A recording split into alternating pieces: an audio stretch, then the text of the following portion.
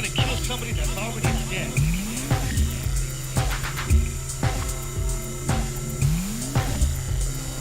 How are we going to kill somebody that's already dead?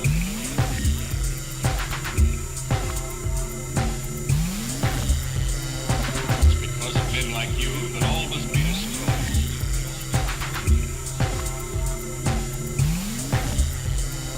It's because of men like you that all must be destroyed.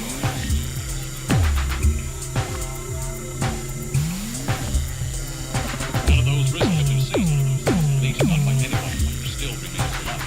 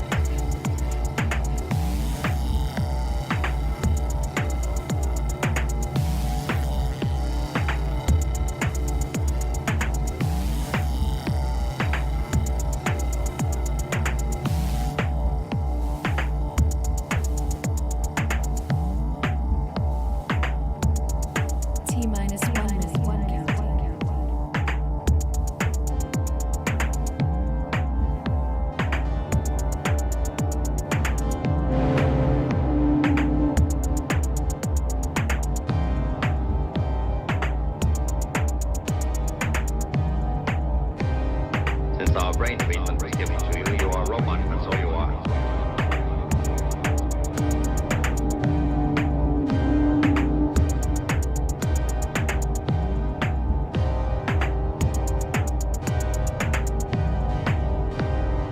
Better not change your mind. You just better not.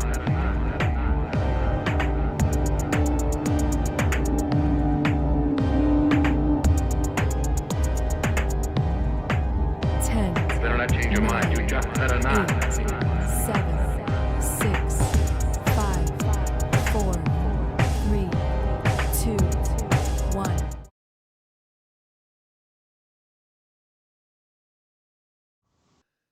Hi! It's another Wednesday. It's another every other Wednesday, which means it is time for the only show on the internet that talks about music and Steven Seagal and how many hands I might be having up Christoph's poop shoot at the moment. It's Tangents! Welcome back. It is a full house today, even though none of us live close to each other at all. We are still all here. 5 of us. It's almost as if we've decided against her will to make Robin a regular on this fucking show. Yeah, I blame you, Andrew. As you should. Despite her better judgment, here she is. Yeah, I know, right? Sorry, not sorry. What Jeff said. Yep. Did someone say spite? Hey, Christoph, can you talk real quick just to make sure I can hear your voice okay? Did someone say spite? That's the spirit. That's what I like to hear. All right. Yep. Everybody looks like they are showing up. The only thing that I'm missing is my show logo. So I'm just going to put that there. And boop. Now it's next to Robin. All right. Cool. So welcome, everybody, to Tangents. I'd like to thank John Haynes for the 24-month subscription. That is a hell of a I run. know, right? Sure is. Because he was my first subscriber, which means I've been doing live streaming for 2 years. This is how I gauge it. Weird. Sounds legit. Yeah, we'll go with that. So yeah, that's awesome. Also, welcome to our bots as usual. Thanks for hanging out with us. And my cat is yelling in the background, which is always a pleasure to hear. So, Tangents. Your show, the only show on the internet that talks about music technology, period. Cool. So let's see here. I'll look up here first. Jeff, how are you today? I'm doing all right. How are you? Doing good. I'm drinking Michael Bublé, which is not Oh, as nice. The show. How's he taste? I mean, yeah, Billie Eilish is really the only sponsor we've had so that's far. true. That's true. That's when we were all Billie Eilish that day. Yeah, Bublé tastes like blueberry and pomegranates. I hope he tastes better. that's about what I would have expected. He tastes better than he fucking Well, it sounds. doesn't taste like good So- blueberry or pomegranate, but it was cheap, so you know. It's solid. Our lack of Yeah. sponsorship makes it so we can only buy the cheap shit. Well, maybe we can get Iowa Instruments to sponsor us after our recent spate of purchases. Yeah, right. There you go. Christoph, welcome back. How Hello. was your time off? It was great. Good. So I went to the Magic Kingdom, Ooh. Was it magic? Universal Studios. Ooh. Both are magic. I remember. And I remember being. if I I've been could there move with into you Galaxy's before. Edge, I would. What's that? If I could move into Galaxy's Edge, I would. Yeah, I feel the same way. I was looking to try to seek asylum on Batuu at one point, but yeah, I am glad that you had a good time. Welcome back. I remember fondly our times at the Magic Kingdom and at Universal Studios a number of years ago. Oh, how we Yeah. laughed and laughed and laughed. Yeah. So Universal Studios has changed since the last. Because it no longer smells like Galaxy's garbage. Edge is now there, and it wasn't there last. That's true. Yeah. Well, good. I'm glad. So for everyone who doesn't know, Alex is not kidding. We have been there before together. And I'm not Alex, but that's okay. I'm hopped up on Benadryl. What is there to be allergic to? It's winter. So, no, I just have a sinus cold Oh. or a common. So I've been taking a decongestant and Robitussin and Mucinex DM. So I'm a little spaced. There's just too much air just too much air around Christoph to be breathing carefully. Yeah, I'm allergic to nature. And there's a lot of nature outside, and it natured on me. Just the air and the things that are in it. But of course, since I just traveled, of course I'm thinking, oh my god, it's COVID, but I can still smell and taste, and the common cold does still exist. It does. Unfortunately. Like a bastard that it is. Mm-hmm. But yeah, I'm a little loopy. That's good. You're in just the right frame of mind for another exciting episode of Tangents. Yes. We got to talk about 303s today. Just like I'm taking down my notes. Please do. Christoph's in the right frame of mind to talk about the 303.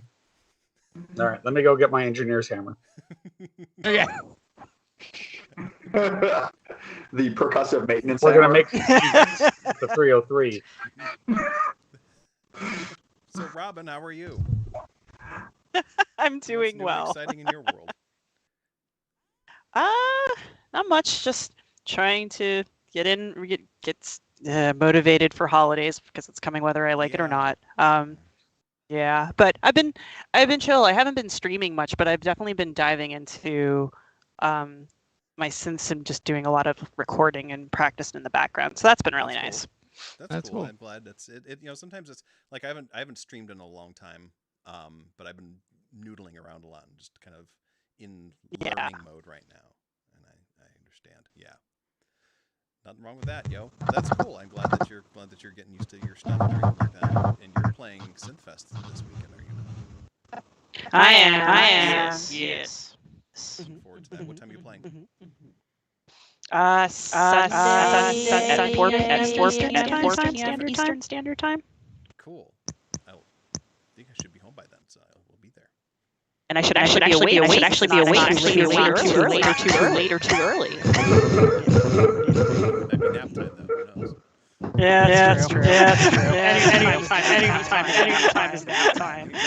Snap time. Awesome. And Justin, how are you? Welcome back.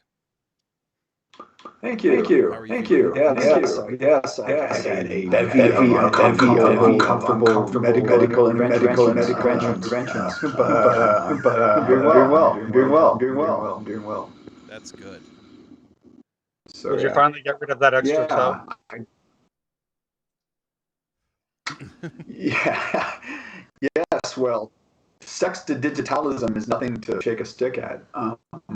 But rush to the Googles. That's 6 fingers and 6 toes. So no, I'm. I had some really nasty dental, and that my entire face was like messed up, and so I couldn't do the first show, and then I had a nerve block surgery on Friday, to which I am pretty much recovered. So hanging in, but yeah, music-wise, not doing a ton. Was in the process of upgrading my Mac Mini to an M1, and realized that Apple sent me the wrong freaking M1 Mac Mini. They sent me an Intel one, and but I'm fixing that. I'm fixing to fix that right now. So I don't know. Working on some music projects.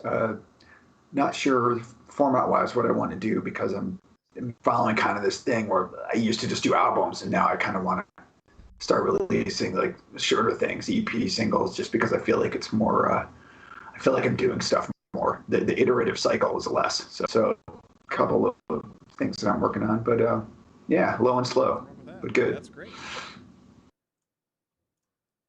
That's good. And yourself? Oh, Jeff, we got to do Jeff, and then we go to you. Oh, that's okay. Sorry. We talked to Jeff already. There's an order. I don't know where you've been. We already talked to Jeff. We talked to everybody. It's true. I'm just not interesting. I know, right? It's very easy to forget. Okay. So, how are you doing, buddy? Do we do Jeff first? We always do Jeff first. Sorry, Jeff. I get I might be a little out of it, but I'm not going to tell you what I'm taking. And that's not going into Skypes. Yeah. It's Benadryl. Yeah. Yeah, so we apologize. It's perfectly legal. The glitching of the audio apparently is going on. Skype is being kind of weird. I'm trying to do what I can here. I know that Christoph's sizing is also bouncing all over the place, so I need to fix that real quick too, because I had to. I cannot be You contained. say this. And I'm just going to be Max Headroom apparently. So You know, it's always Solid. somebody's turn, right? I feel like I'm For quiet, but I me, you don't sound know okay. if I'm quiet. I might just be saying that so we don't have to hear you talk, but Robin sounds like she's 20 minutes into the future. that's Nice. what we wanted to be. Yeah. Oh my God, that's great. Well, I mean, wow. you know, me, I'm doing okay. Holidays, work. I'm currently beta testing the next firmware for the Deluge. nice. That's exciting. Ooh, nice. Yep, he said deluge. Drink. Oh shit. So they put Euclidean sequencing into that thing, and you can like ping pong your sequencer, and reverse it. It now has full MPE support in the box, as well as passing through MIDI. You can actually sort your stuff in folders now, including like your patches and stuff, your synth patches, so you're not scrolling forever. So it's some good improvements for the 4.0 Can't wait. software. Nice. So I'm quite happy with that. It's still a little bit crashy McCrashy Stein right now, but you know, that's why it's in beta. The folders thing sounds like the Yes. biggest improvement of all, to Seriously. be Yeah, honest. right? That's like the biggest. I had made the important discovery about getting as fast of an SD card as possible, though, because it makes a world of difference to have a 300 megabit per second SD card as opposed to the 120s. Yeah. Because it's like, oh, those things, everything actually moves quicker. So, Mhm. pro tip there. Yeah, if you have to do real-time rewrites, man, you know, because like I buy the cheap-ass ones for my MPCs and my samplers that have aftermarket, you know, floppy to SD converters, but it's like, yeah. And it's also good because, like just like changing your patches, because it takes a while for them to load up and everything like that. So being able to like Oh yeah, bounce around and stuff totally. like that makes a huge difference, especially when you start getting 9,000 patches in your piece of gear, like some jerks named Andrew.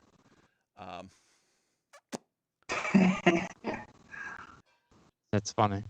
I've gotten so spoiled from the Super 6 and its patch load speed that everything feels slow. Yeah. Because of that. The FPGA chip is just so incredibly fast. You can't Oh, yeah. change the patches fast Mhm. enough to get it concerned about It's anything. like that as well. And the Digitech Yeah. is also a FPGA, and there's a video Yeah. of a Novation video where they're using a Digitech to make the peak into a drum machine by having it switch its patches from like a kick to a snare. And they start cranking the tempo up to like 300 BPM, and it's just taking it like nothing. It just switches those patches back and forth like it's just a game. Yeah. So, it's just that's a beautiful thing right there. FPGA is a wonderful, wonderful thing. Yeah, it's making a huge dent in the vintage gaming world.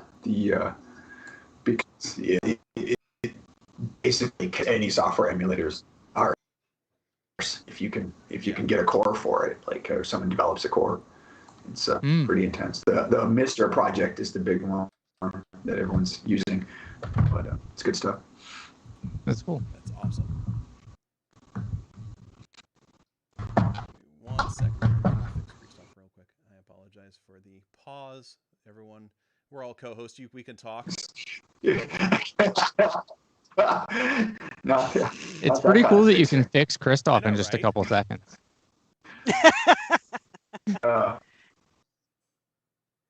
I know a psychologist that's been working on it for All I 27 have to years. do is bind your box type to inner bounds.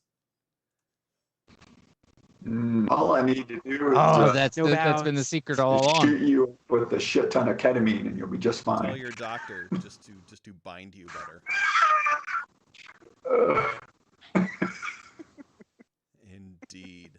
And in the darkness, Oh man, we're getting some serious geekdom. First it's Max Headroom, now it's Lord of the I Rings. think that Max This Headroom is some is good even shit. more geeky than Lord of the Rings and like the big Okay, picture. but quoting the fucking poem that's in the beginning of the Fellowship, that's let's take it to that next geek level. Okay, he didn't just watch the movie and can say, "Oh, yeah," I mean, he's got it.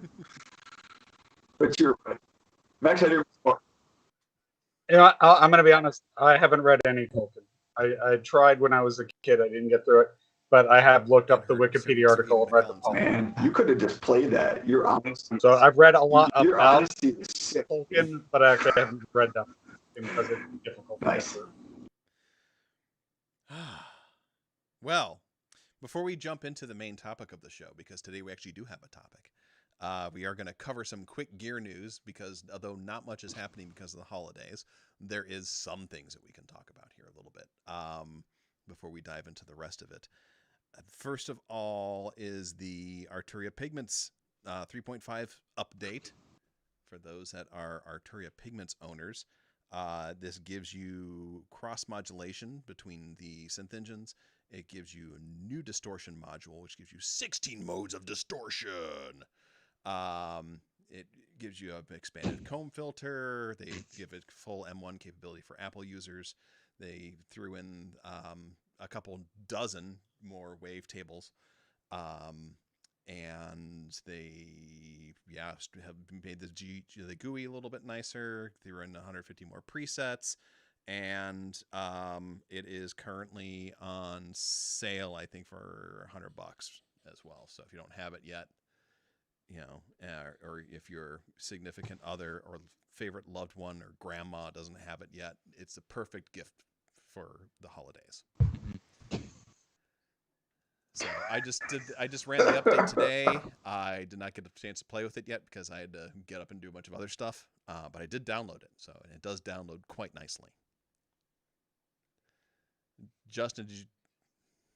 That's good. I mean, that's a solid start. I've never actually used a soft synth that didn't download effectively with Fair any enough. success. Yeah. I do wonder about the wavetable thing. It feels like it's kind of an arms race. Not specifically here, but just like the game these days is like, hey, let's put some more wavetables in. Let's give it some more waveforms. What we need is more. And True. the arms race is pretty tough because then as a user, I mean, I guess it's fine if they're well sorted, but I don't really know how you sort wavetables well. I've actually not found it done well yet. It can get really tough though when you're trying to sort through. Okay, job, but Waldorf doesn't have as many. Well, the Kyra has 4,096. All of them organized completely randomly into nonsensically named folders that you have to use a clicky button to sort through. So that wasn't great. But maybe I guess you've got the, what is it? You've got the Iridium? I do. Yeah. It's much. Seems like they did some things better on that one, maybe. Yeah, it's got a touch screen, but it's also got some kind of jog wheel type stuff. But yeah, it's all good. I mean, the touch screen makes your life so much easier. For me, where it's at on my right is I can quickly tap out name, and they do kind of sort them. Like they'll be like these. Look, when you sort something, you're at the mercy of the sorter, right? So they're like, well. Yeah. This sounded voxy or this sounded plinky, and so you have to think that, you got to grok their mindset to figure it out, but it's not too bad. Yeah, that's fair. Yeah, the Deluge, the new 4.0 software they drink, they have added a wavetable synthesizer onto the 4.0 software. And it comes with no wavetables at all. It's user wavetables only. That's the right number of wavetables. Actually. So they actually you can use whatever wavetables you want to. You can make your own. You can just grab like some guy on the forum just like here's all the wavetables from some soft synth. I can't remember what it was off the top of my head. Serum. Yeah, here's Serum wavetables. I'm like, yeah. So just like dump those in there and see what it does. I'm like, yep, it's a wavetable synth. It sounds kind of like weirdness. Well, for I think Serum is they're the king of wavetable collectors, are the Serum heads, no doubt about it. there's They a will really turn good every- free set of wavetables. And if you search for Adventure Kid wavetables on Google, they're free and open source, and they're really easy to get a hold of. And there's a lot of them. You can also there's a website that you can make your own wavetables too if you're feeling dirty. I can't remember what it is off the top of my head, but I know Novation has a link to it because they do the user installable wavetables on the Peak Now, and the Summit, and all that stuff. Yeah, the Blofeld used to recommend, or Waldorf used to recommend for the Blofeld, there was some third-party software. I think only ran on Windows. Made it easy to load it in the Blofeld. And the problem is that the idea that everybody can roll their own is kind of not exactly right. I mean, they actually require a little bit of skill and work to make them sound good, in my opinion. Unless you have a tool that's got the intelligence to sort out the crazies. If you're going from a sample, for example, I wouldn't. I remember at Moogfest when the Peak first came out and we were listening to them, and people were asking when they're going to allow user uploadable wavetables to it, and they're like, well, our experience is that most people don't know how to make a good wavetable. Yeah. I mean, yeah. I mean, it's a thing, right? Mm-hmm. That seems about right. That's cool. Yeah. So yeah, the Arturia pigments. Justin, you have pigments. I know that. I've been too busy doing other Mackie stuff, but I did see there was an update in Software Center, and I was like, oh, okay. But I haven't even downloaded it, so you're ahead of me. Oh. Does anybody else have pigments? Robin? Jeff? Christoph? No? All right. Well, Nope. it's pretty good. It is kind of Serum-esque, but it is a lot easier to use, and it's a lot more fun. Thank you for following El Sleepo Beepo. I like that you're called El Sleepo Beepo. You're my new best friend. I think Pigments is really delightful. Yeah. I think it does some things really, really well. And the UI is gorgeous, really gorgeous. I wish Arturia would make more stuff since that weren't clones of shit, because I think they could do some good work, because this is not a clone. Yeah. So that's cool. So yeah, $99, cool. All right, next piece of news is the Twisted Electrons Blast Beats FM Groove Box. I know, Robin, you're drooling over that right now.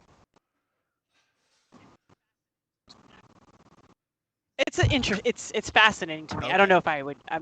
I still would lean more towards the Mega FM, but the fact that they've created a groove box definitely intrigues me. Twisted Electrons makes the Mega FM as well as the Blast Beats, and the Mega FM is based around the Sega sound chip, and the Blast Beats is based around the Sound Blaster sound chip.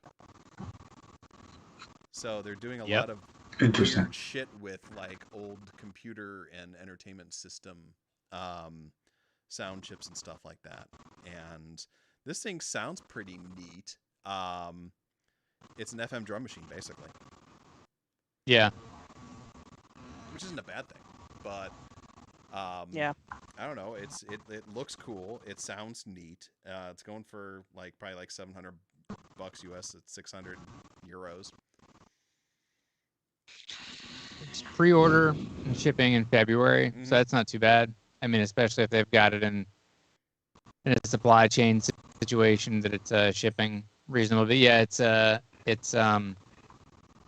euros, so that is it's 13% difference right now. Okay. So that's 60, 18, 70. It's 678. That's not bad. So yeah, it looks cool. Nope. Yeah, they're it's like I said, it's like an FM drum machine, so it's kind of like a model cycles, but it's a lot more tactile, I think, and probably better built. Is that my loud voice?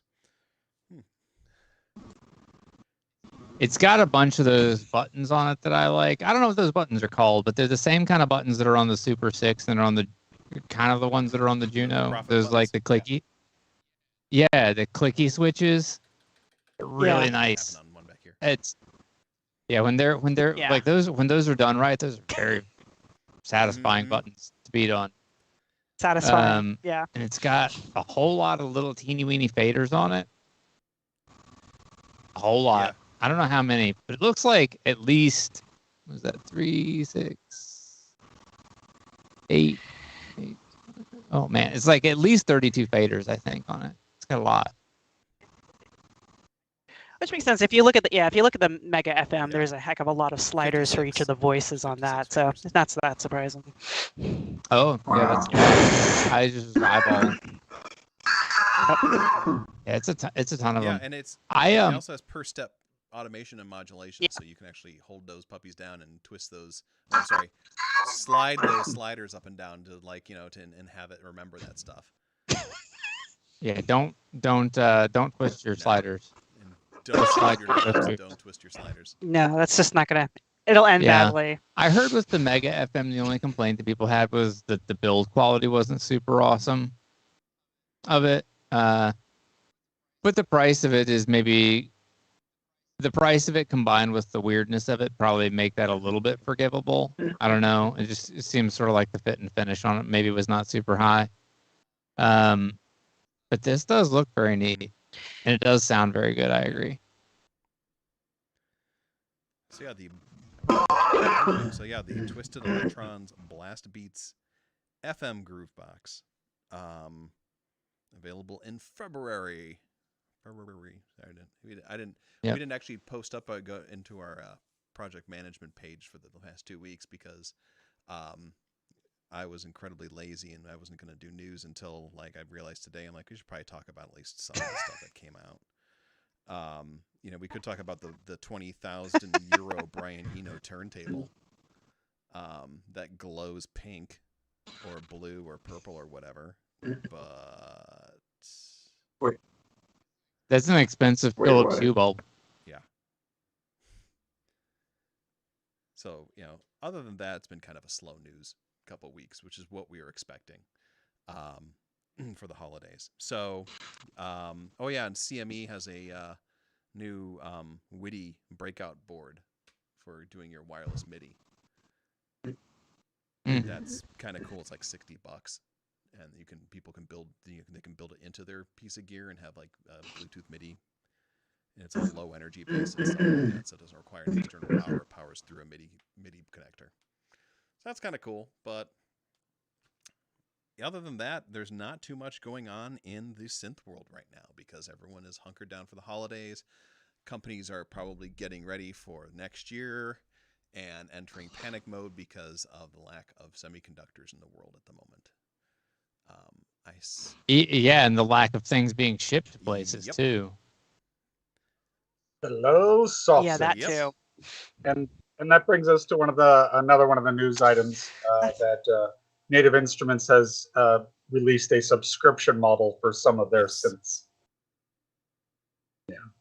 So I think it's $10 a month, and it doesn't contain the whole complete set, just a few of the best stuff. Yeah.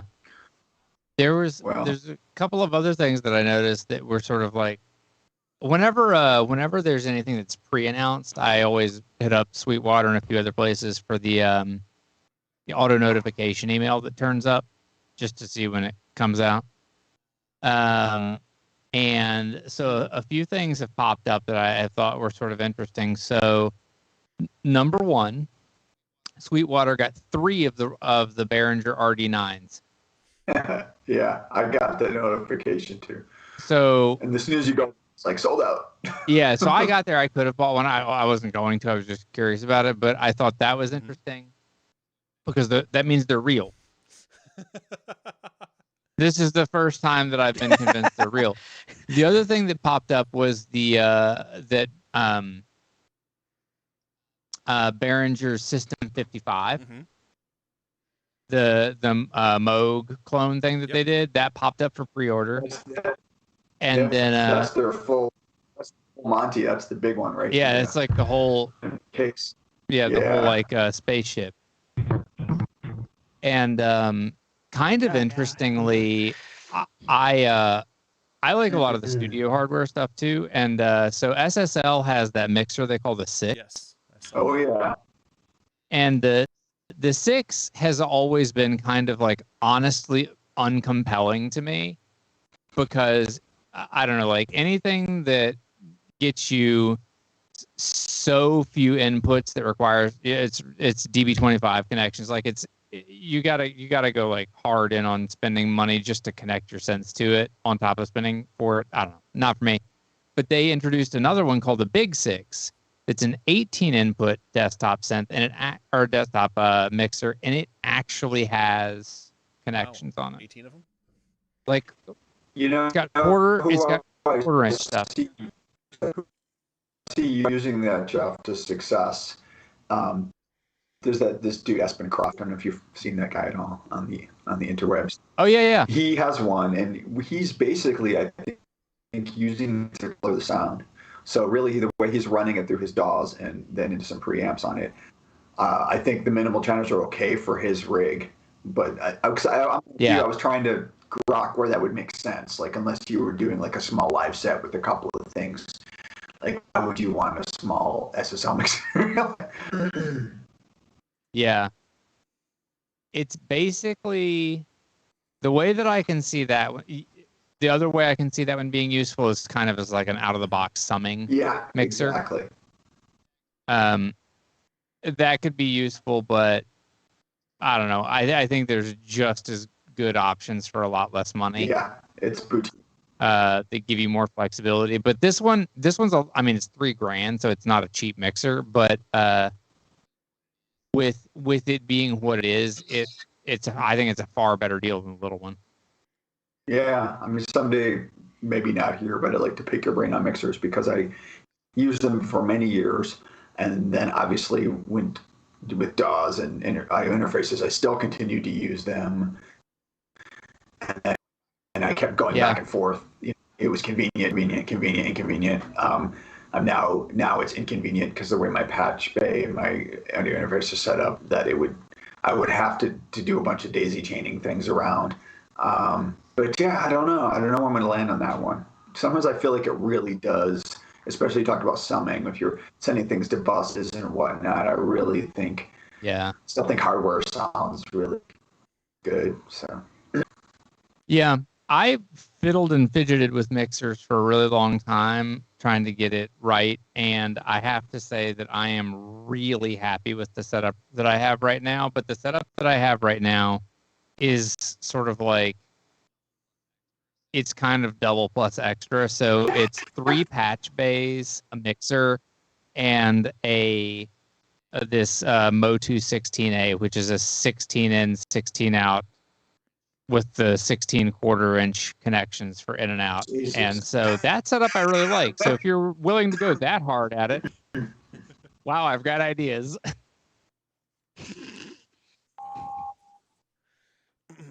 I think the last piece of news I got right now is that the Erica Synths Perkins HD01 drum machine has been pushed back to, right now they're saying almost the end of 2022.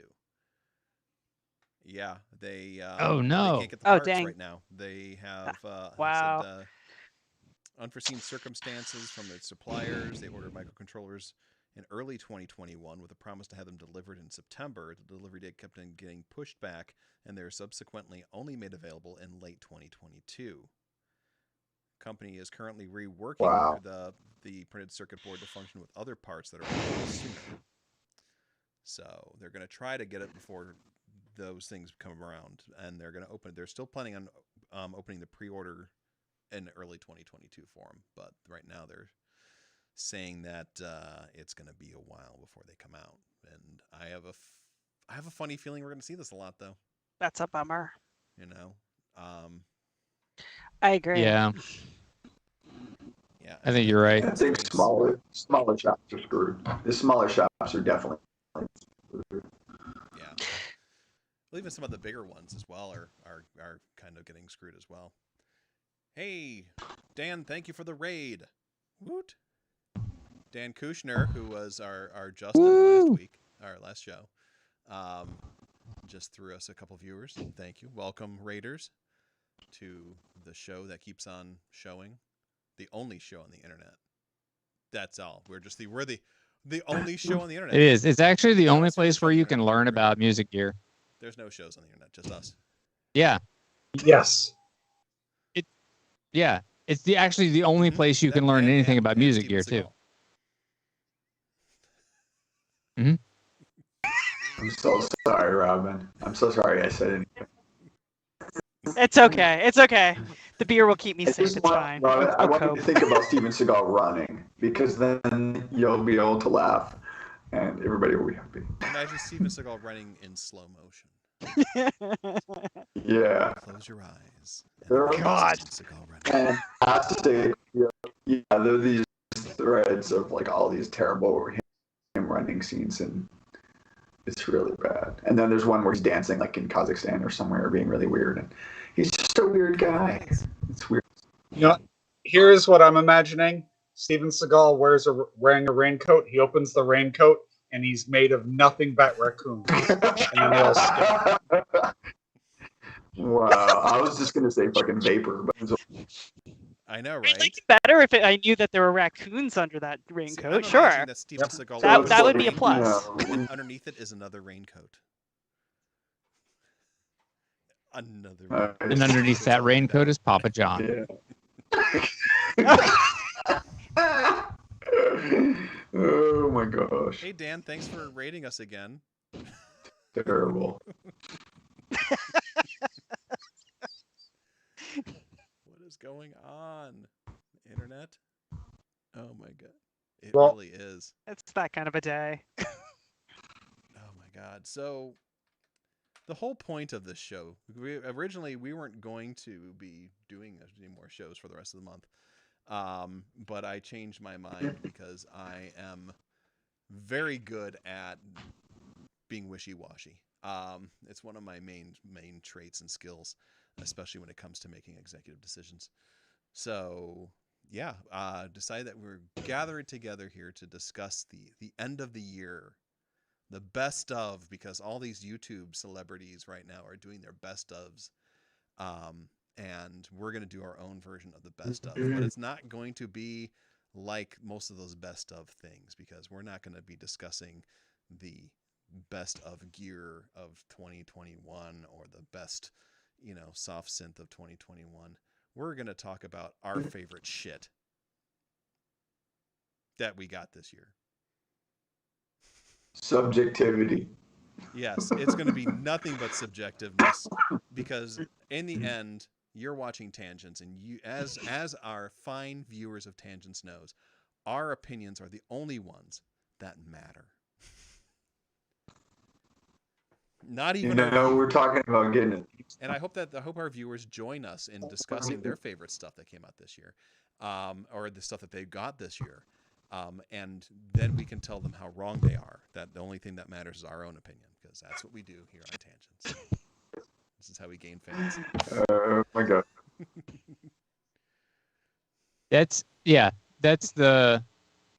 exactly. that's the right way to do it. We're just going to explain, understand. Yeah, until they not so much agree with us, but shun us, really. Or Yeah. relent. Yeah.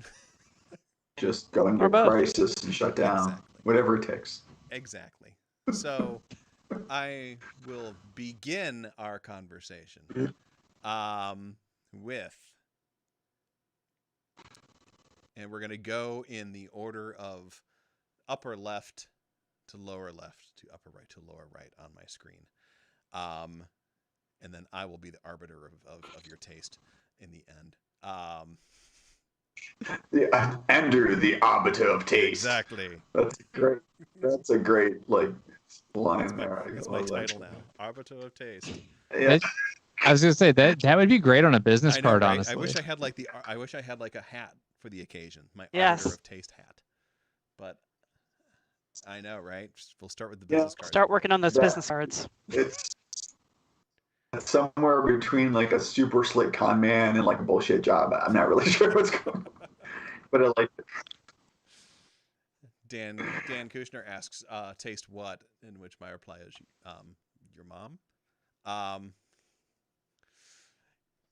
You said that with so little confidence that I think it was. Yeah. Your mom. I know that was like the Your least amount of mom? effort. Sorry, I'll say it with more confidence. Your mom. Michael Bublé. It's already been done for you, you know. Your mother. Trebek, I know. That's all you need. I'm ruining it for myself and all my others and compatriots. You're ruining it the way I ruined your mother. Exactly. She's all soggy now, Christoph. Endless. So, Jeff, what's your Yes. favorite piece of gear you bought this year? That's a tough call because I've bought a few things that I've really liked, but I think if I were gonna pick one, I think the best thing that I've gotten this year is the Super 6.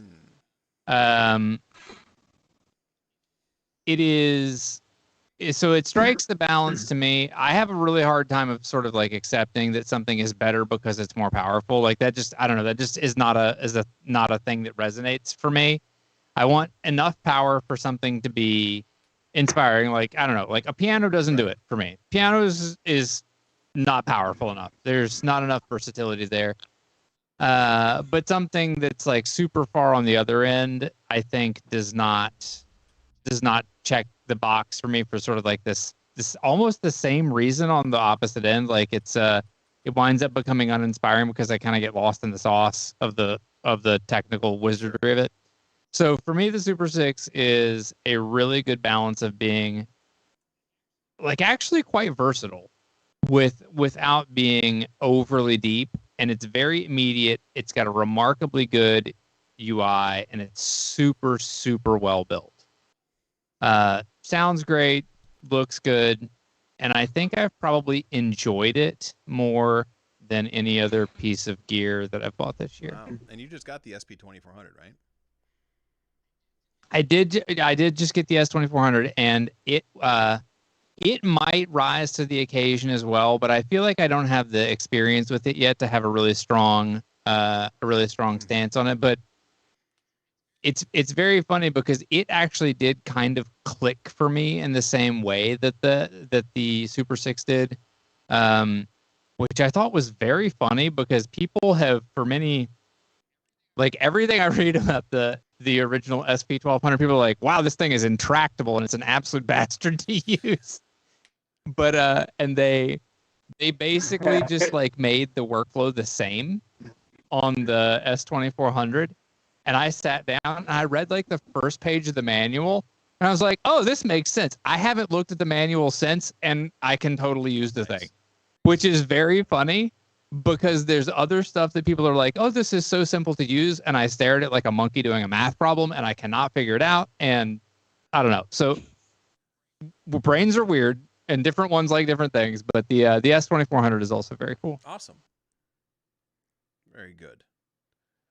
How'd I do? How was my taste? I will be arbitrating the taste when everybody's comments are in. Okay, So, fair enough. But I appreciate your candor and your whatever. Okay, anyway. Robin, how about you? What was your favorite thing that you got this year? That's kind of funny considering I've only been doing this for a year, so it's like I have quite a bit to work with. Happy with the answer, but I would actually say the Deluge, which I like. Andrew's been pushing for me to get this for a while, just because he knows my workflow of using the circuits for so long. Because I just I don't know keys, so like using groove boxes and sequencers like makes the most sense. And I've like kind of avoided getting the Deluge for a while just because I was afraid the workflow would be harder for me to pick up right away from getting so used to the circuit. So, but I honestly I've surprisingly have fallen in love with this thing. It's been really nice to like, it really has felt like the all-in-one synth. Like it's nice to be able to take it to work with me and during my lunch break, just create something. I've been definitely digging into a lot more ambient and down-tempo stuff that I really like don't do as much with the circuits and all the combination of things. And it's like I've finally been slowly trying to get used to sequencing other of my synthesizers and the ease of use of it. So it's definitely been a game changer, and I've been really happy with it. So thanks, Andrew. I see that you are playing to the arbiters. I mean, I'm not heartstrings actually there. trying to do that, but it's just the honesty of that is the thing that's like, if I had to choose one synth, that's the one I'd stick with right now. Okay, so you said deluge 3 Yeah. times, so everyone drink 3 times. Damn it. My liquid, man. Drink your own Same. saliva. To go. It's tasty. Also, hi, Latui. Fair enough.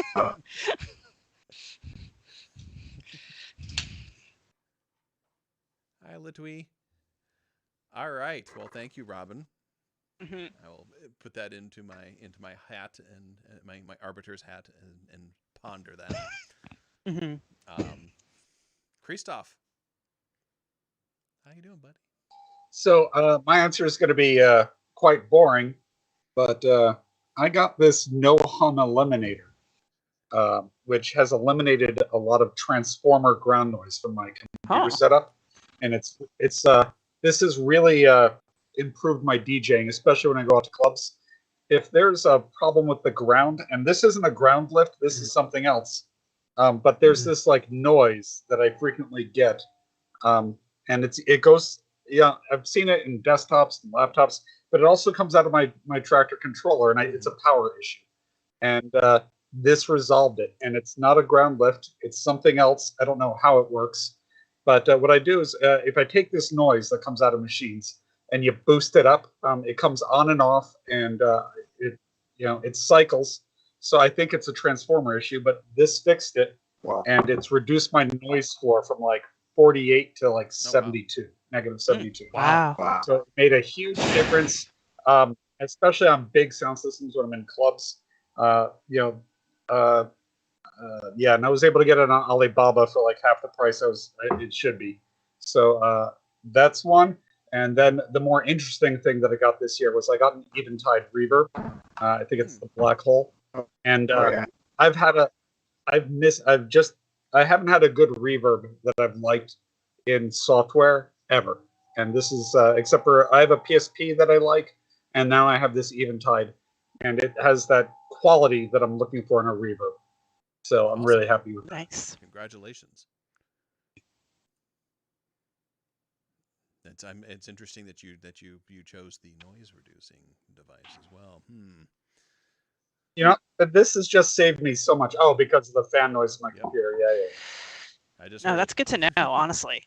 Well, I am still using a 6-year-old laptop because I am a rich person. because that sticker is hard to come by. Oh, this is actually a piece of paper. Even better. This is being held on with tape. It's not even a sticker. Excellent. All right. Well, I'll put that onto the list of the taste. All right, Justin, you've got a few things this year. What's your favorite thing?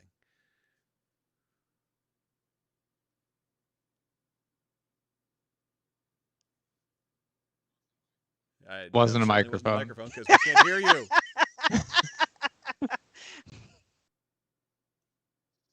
Sorry about that. I actually muted myself for a second because I was kind of hacking. Anyway, yeah, so I bought like 3 things this year. Been a little naughty in terms of retail therapy, but and it's weird because they all kind of fill a different niche. But I'm going to list those 3 things and then one that you probably wouldn't expect. So this year I picked up the Sequential Pro 3, the OB6, and the Iridium. And although I could, of course, wax elegantly about why they're all different and what they do. You bought something else too. I think I bought a drum machine. I bought a vintage drum machine. Prophet 5. Was that 2021? Yeah. Time is a blur. Sure is. Welcome to pandemic.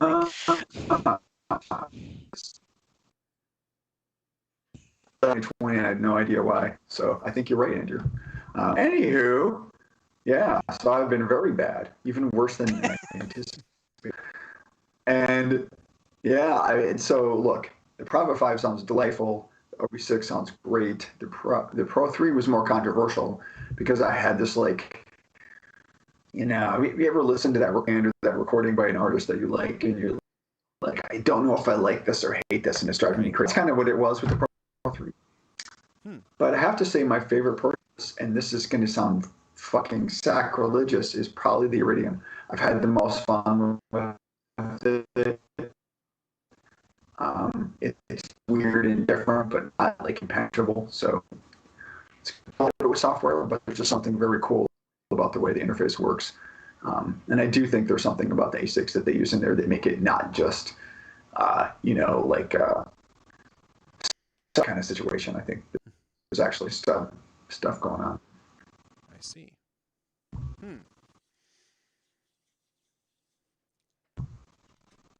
That is a kind of a surprise. Yeah. Oh, look, the Pro 5 sounds great. And if you're an old guy like me, more money than sense, pick one up. But yeah, I mean, I really do. I could see the Iridium. It was tough when they released the new sort of microwave clone. That really was real killer for me, because I think that the rawness that they got actually does surpass the Iridium. On the other hand, in terms of the mod matrix and just the overall coolness and the effects on the Iridium, I still think it kind of kicked its ass, in my opinion. I know, right? I picked a. What about you, Andrew? What's the right answer? Well, okay, so each of you have submitted your opinions on what your favorite pieces of gear is. Now I'm going to tell you what your real favorite pieces of gear is. Jeff, your real favorite piece of new gear is your new keyboard stands that you got, so you can hold all your shit. Your Jasper stands. Robin, your new favorite piece of gear, you were correct, is the Deluge, because that's always the right answer. Christoph, your new favorite piece of gear you got was, in fact, you were right. The little thing that you plug in so things aren't as noisy. Unfortunately, it's not plugged into that noisy ass laptop right now. So, well, because I had to show it to you. The Alabama price. 2-for-1 special. Just as a fucking backup. Exactly, right? And Justin, your new favorite piece of gear is the microphone that Jeff sent you, so you can do tangents with us. I was going to make a comment because this did. I realized how delightful this was. A lot of use this year. Thank you, Jeff. Exactly. So that's the real answer. Actitech You're welcome. That's awesome. Resonate. So there you go. I don't have anything hooked up to Resonate, so I just had to resonate my mouth, like I did your mom. Thank you. Nice. There you go. You owe Jeff one. Excellent, Jeff. Thank you. I now say that your analog rhythm that you sold is actually your favorite piece of gear now.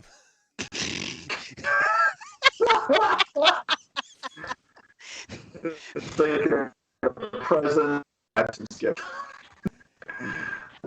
So my favorite piece of gear that I got this year.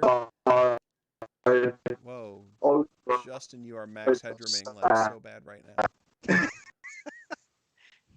I think he's max headroom so much he's now 20 minutes into the past. Probably. Yeah.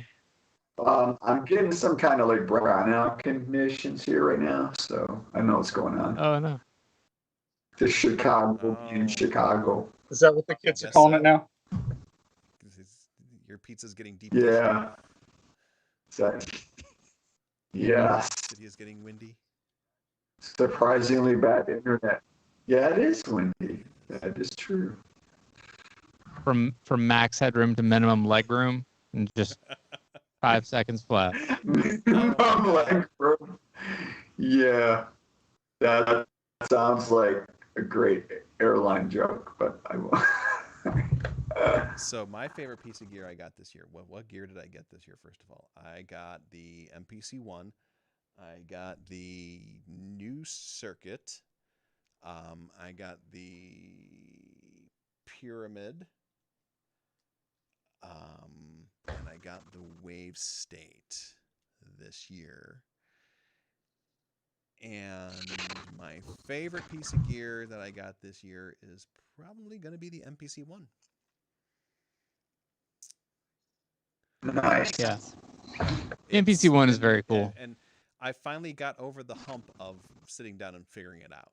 I just like pulled it away from everything, Yeah. sitting over on my bench over on the other side of the studio, and I'm just sitting down with it and just being like, all right, what the fuck is this thing doing? All right, now I see what this is doing. Okay, now it's cool. Okay, now I get it. So I'm having fun learning it, and I think that's what I'm enjoying about it right now. The Pyramid's really cool, but I didn't have, like, I figured it out pretty quickly enough, but it wasn't as fun to learn. And I think it's because Yeah. it is what it is. It's a sequencer. Cool. It's a sequencer. It sequences. It slices and dices, and that's about it. It doesn't make julienne fries, but it's it's still a fine thing.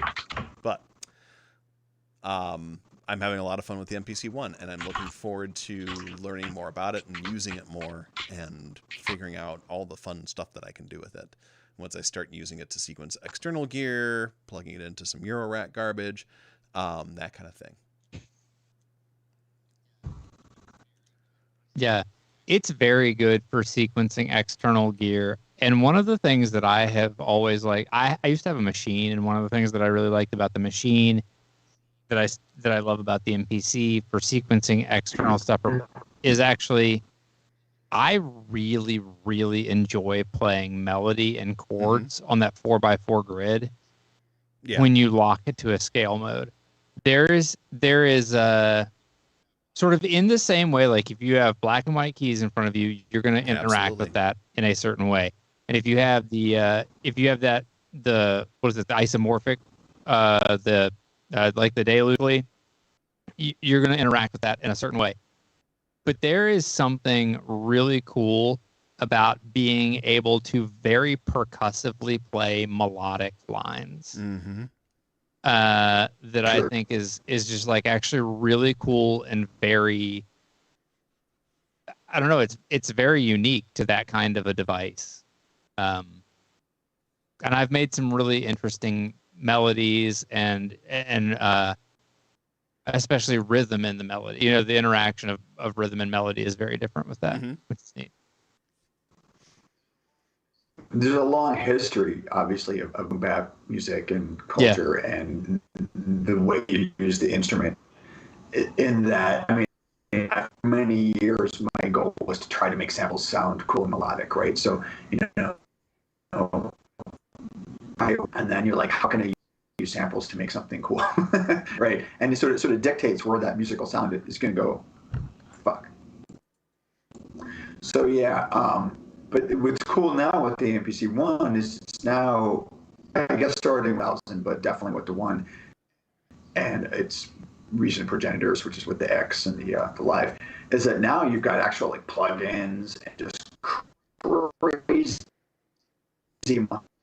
That's cool to you now. It's like, so I can take that sort of like style that you just summarized, Jeff, which is like, I have no fucking clue what this is going to do. Let's just check it out.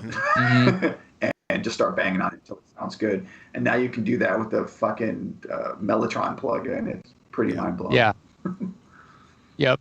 Andrew, you will have, I don't know, Justin, if you've hooked yours much up to your HydraSynth, but I have found that it and the HydraSynth are good friends, especially because the HydraSynth is, so many, especially if the factory packages are so reactive to velocity. Yeah. That you can just do some really cool stuff with it. Shockingly, for someone who used to use a 5000 and before that 2000 XL to drive my entire up the MPC-1 to anything. And my goal was to just like squeeze out of the box. you know, because there was a time back in the day when I had one instrument. I had an Ensoniq EPS 16 Plus, and that was all I had. And it was a sampler, so I could put a new. But there's something about the limitations of just using this one thing that sort of made it delightful. And that's sort of the strategy I was going in that project. Andy and I are working on was kind of like to stay in the box, because unless you want to stem it out, because we're just sending files back and forth. So to me, like I just, but yeah, you're probably right. I'm sure MPCs have such good external sequencers. They're just tight. They're great. Actitech says his favorite piece of gear was the Behringer X32 producer. That's the smaller, narrower version of the X32 mixer, right? I think so, yeah. The sort of like the more desktop-y looking one. I'm gonna look it up. I think that's the one. He also got a 1010 black box and a Typhon. And his favorite piece of gear is the X32 producer. Well, it's understandable if you're using it. You definitely need that to hear the 1010 and the Typhon together at the same time. So, yep, that is the one. It's the narrower one that's got the dozen or so faders on it. That works well in Actitech's setup, definitely. I can see that. So that's awesome. Yeah, the MPC one's been a lot of fun. See what I did there? No, what was it? I'm sorry to say that Jeff will not be joining us next time on Tangents. He'll be replaced with a piece of challah. Smart. Torn, not cut. Yes, torn, not cut, you cur. Oh my good lord. That's what the goy. Right? You just disappeared there, Christoph. I just see this delicious picture of you with your mohawk. He's on the video. He's here on the stream with us. We can see him. No, just like his visuals will disappear periodically for me. His video, and I'll just see like this little icon of, I guess it usually happens if there's a issue with bandwidth on your end. I have plenty of those. You can hear it. Source Decay says, I got an Analog Rhythm Mark II this year, but my favorite thing was actually a Rav Vast drum. Incorrect, Source Decay. Your favorite thing is the Rhythm 2. Because the Rhythm 2 is, in fact, the last drum machine you'll ever need. It does everything. It's my favorite drum machine, therefore it should be yours too. Yeah. Anyway, so, anyone else out there? I see that we do still have some human users out there.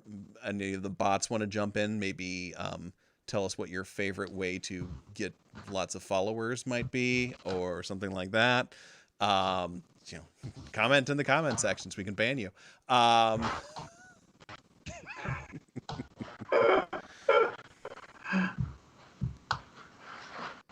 And Sean Holt got a ridiculously large case. He just told me on Facebook that's his favorite piece of gear. Wait, bigger? Is this a modular case? Oh yeah, his modular gets larger and larger. So, yes. Wow. He's overcompensating. Yeah, I thought his rig was fucking astounding when you guys did that ambient show. So yeah, it's big. It keeps getting larger. So yeah, okay. On to the next question here. And we're gonna go the opposite direction. So Justin's gonna be going first on this one. Least favorite piece of gear you got this year? Gosh. What was a fucking mistake? And it's I'm one of those people that window shops for like 10 years. I rarely make those kinds of mistakes. And the only mistake I made this year was buying a piece of gear. Yeah. All right. So here's what happened, kids. No. So I had a Sequential Circuits Tom. It was a drum machine made in 1985.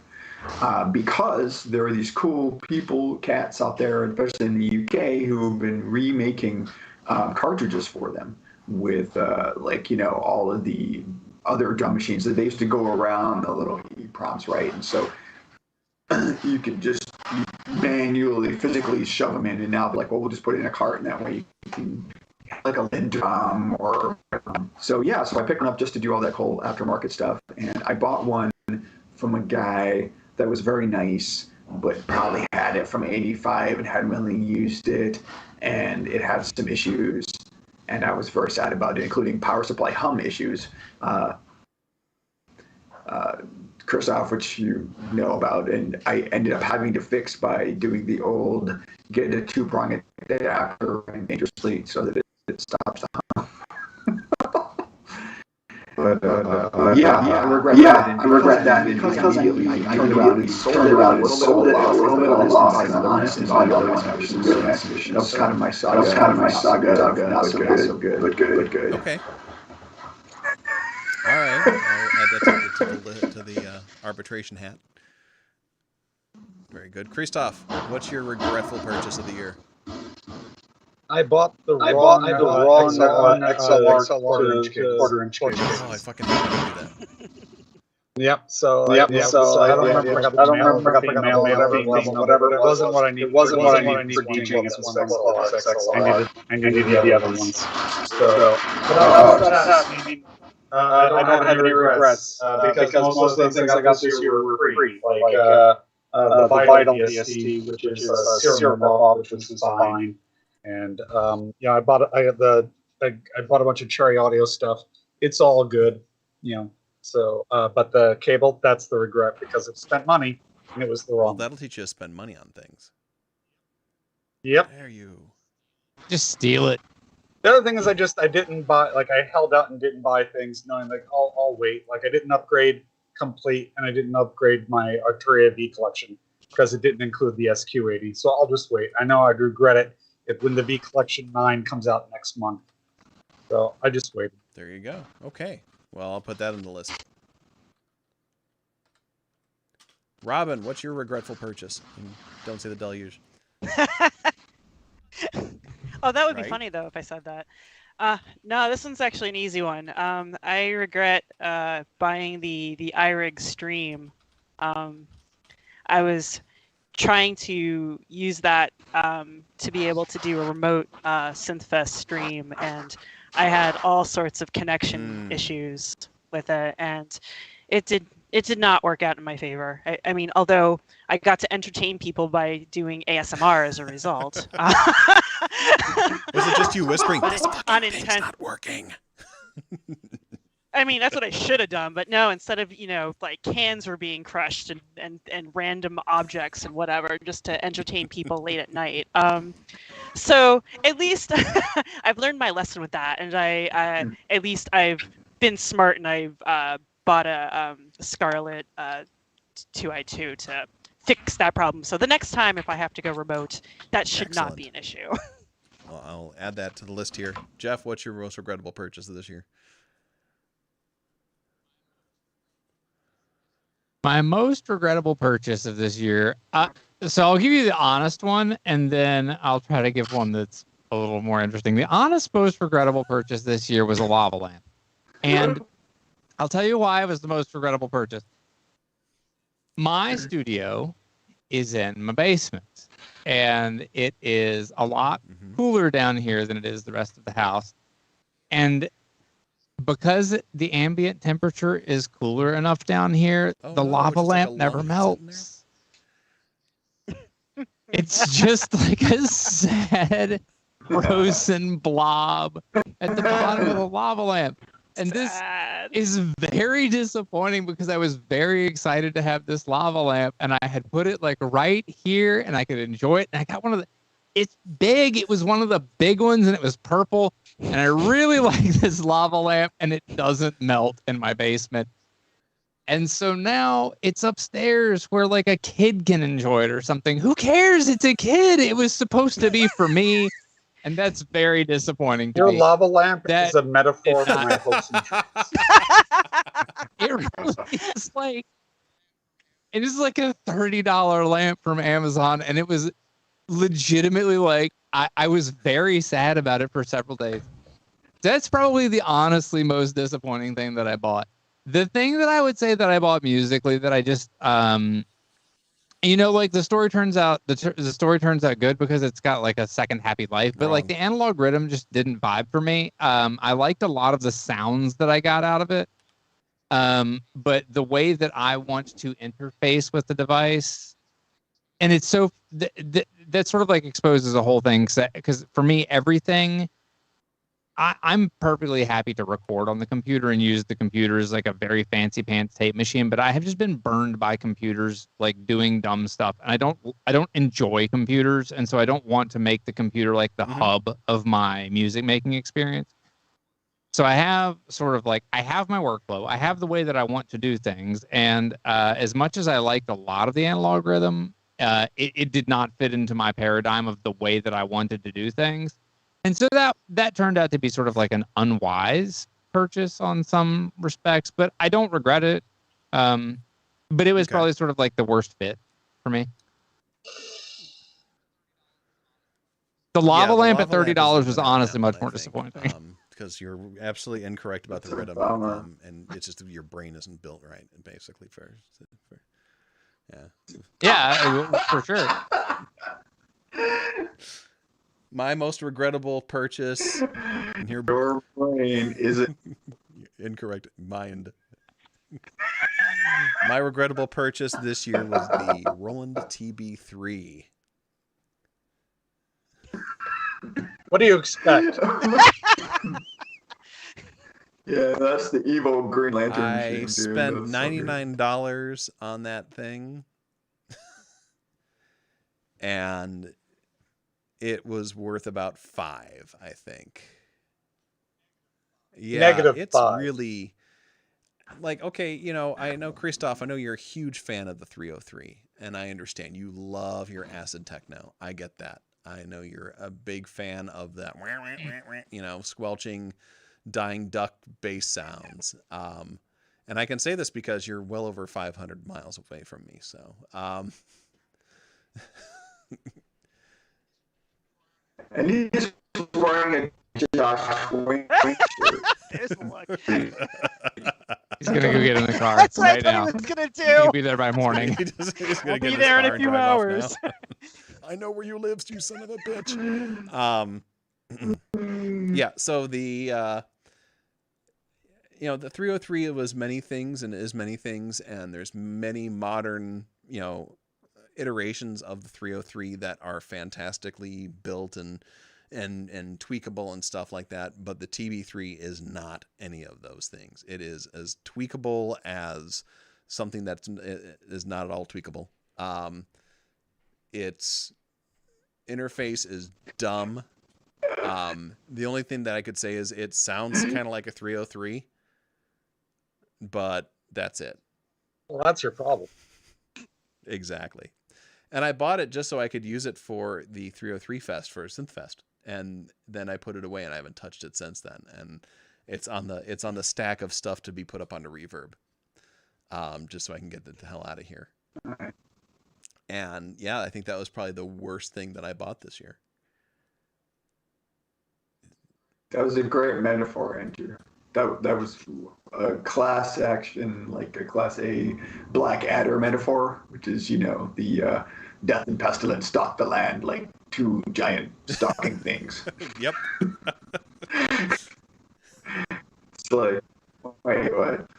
No, that's too bad, though, because, the IR stuff wasn't all shitty. In fact, the TR-8's having kind of a weird renaissance. Like, people are realizing that the 8S is actually a bit, they kind of missed the one. So, I mean, not all that stuff was shite. Obviously, I have a System 8, and I like it okay. But yeah, that thing was really a real what the fuck moment. If it hasn't showed up on that Audio Pleases guys Bad Gear site yet, I'm pretty sure it has. Because it's bad. You should send him your. I see he showed it already. Yeah, he did the TB3. Okay.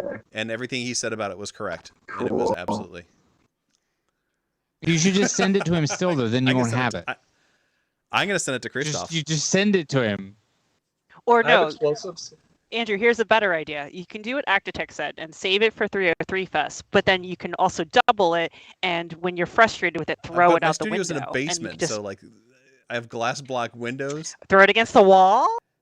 We can maybe I can do like I can get like a He's I like- can, I can get like one of those will it blend blenders, and I can just have it sitting there being blended during the entire 303 because someone came out with the 303 sound pack on the Deluge, and they're just using the Deluge synths to make 303s, and it sounds fine. Sounds like a 303. It's more tweakable. So I'll just use the Deluge and just have that thing The blending. blender will be the best sound you'll ever get out Right? of the 303. I'll just like use the microphone as an oscillator and just have the sound of the blender going the entire time. Mm-hmm. Did your basement have? My basement has these little windows. They're like this Right. tall, Yep. up like right at the ceiling. I have this See? So you very have funny window idea ability. of Andrew like having Does to it like need to be? climb up on a chair or something, or a very small step stool or something, and like sort of angrily shoving it through the window that like is one of those pop open I'm windows. 6 foot tall. I'm a little bit over 6 feet tall, and the ceiling in here is about 6'5", so I don't really need to climb up anything. Ah. It's much funnier though if there's climbing and it can't be done with like it's something. So there's that element of slapstick when you have to do something that only really works if it can be done in a fit of rage, but you have to go to great lengths to have that fit of rage. You know what this is a job for? This is a job for Steven Seagal. That's true. Ah, Robin, what would Steven Oh, Seagal Papa do? John. drinks. He'd probably find some way to keto it. Like gently push it out of the way. Whatever the fuck that is. Yes. Yeah. Well, I mean, yeah, like the best. exactly. Like, I still think that one of the best things ever was when one of our esteemed Golden Shrimp people got mad at his Behringer Model D and literally picked it up and threw it out of this like second or third floor apartment window on the stream. And like you see, like he's just like you just see him like get up and just walk away. And then just you see this cat sitting there, and the cat jumps out of the way as he tosses the thing out, like does a running start and throws it out the window, and that's the end of that. Good Lord. Sadly, I killed a dolphin. Well, you but, know, the dolphin shouldn't have been in the parking lot in like upstate New York. it did have it coming. Yeah, I'm not saying it did. Dolphins generally do have it coming when it's time for them to go. That's why it's a little bit of the bonus Yep. meat in your tuna. It's the taste of fury. Once they're in a parking lot in upstate Oh, New yeah. York, they definitely have it. Anything in upstate New York that Hey, I got something going on. it's like between that and like and there you go. Actitech just posted the GIF of Callus throwing the bear it It's the really gift is that keeps the on Model giving. D out the window. There it goes. It's like, if I ever need a laugh, that's what I just got to refer Oh, yeah. back to is watching that. Yeah, that's a good one. So yeah, I think the TB3 definitely wins for most regrettable thing that I purchased this year. So yeah, that's those are two good questions for y'all. Okay, so now comes the third question. We're gonna go back and we're gonna go around, starting with Jeff and working around here. So, what was the coolest thing you did this year? I Musically. didn't say that. I said, "What's the coolest thing you did this year?" I haven't done anything cool ever. I think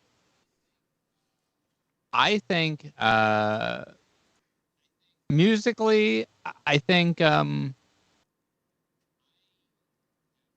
I have really tried to focus for a long time on this project or that project, and then I kind of hit this place a little over a year ago where I was feeling very, I don't know, very disjointed musically. Like I was feeling a lot of desire to create, but I didn't have good direction on creating, and I didn't really know what to do with that, and it was very frustrating. And so ultimately what I decided I was going to do was I was just going to take 2021 to just kind of go make whatever and not be focused on anything, but just sort of just make stuff. And it wasn't necessarily cool at any point, but it was really smart, and it was really productive. In retrospect, I don't think I could have predicted that I would have gotten as much out of it as I did. But just like taking that time to go wander in the desert of, I don't know, of exploration and doing whatever with no expectations was really helpful to me, and it really got me to a much better place. And I feel like I'm kind of coming out of 2021 with a much clearer view and much more intention than I had maybe ever, which is really cool. And I think just sort of taking that time to do that was instrumental there. But not for nothing, I've really enjoyed doing tangents too. I think this has been a lot of fun, and that's also, I mean, this is like kind of non-musical. I mean, it's non-musical in the sense that it's about this stuff that we music with, but this has been really cool too. Playing to the arbiter of taste. That's what I got. Very good. Thank you.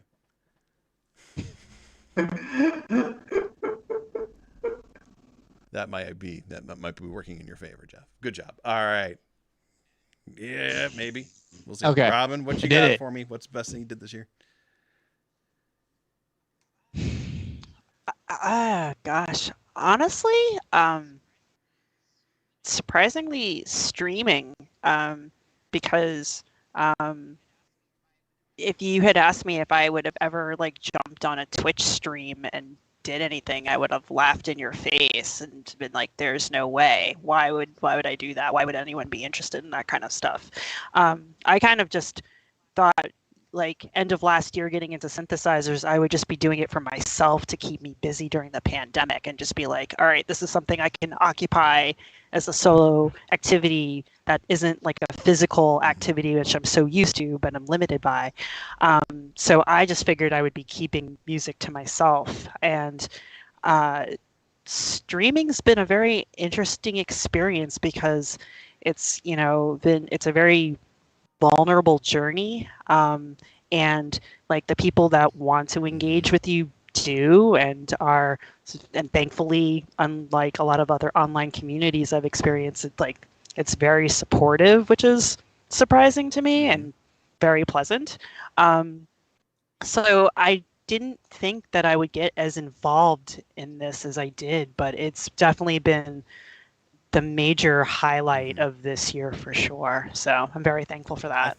It's weird because when I went and played a concert last month, it was so weird because I'm so used to the streaming concerts that people like sitting there away from you and you're not interacting with them and they're not interacting with you was kind of weird now because I'm so used to having that, I'm talking to the people, the audience, they're talking back to me and they're, telling me to do stuff like read out of a book or like make, resonator noises with my sounds or whatever, with my mouth or whatever, and that lack of direct interaction was a little bit off-putting for me.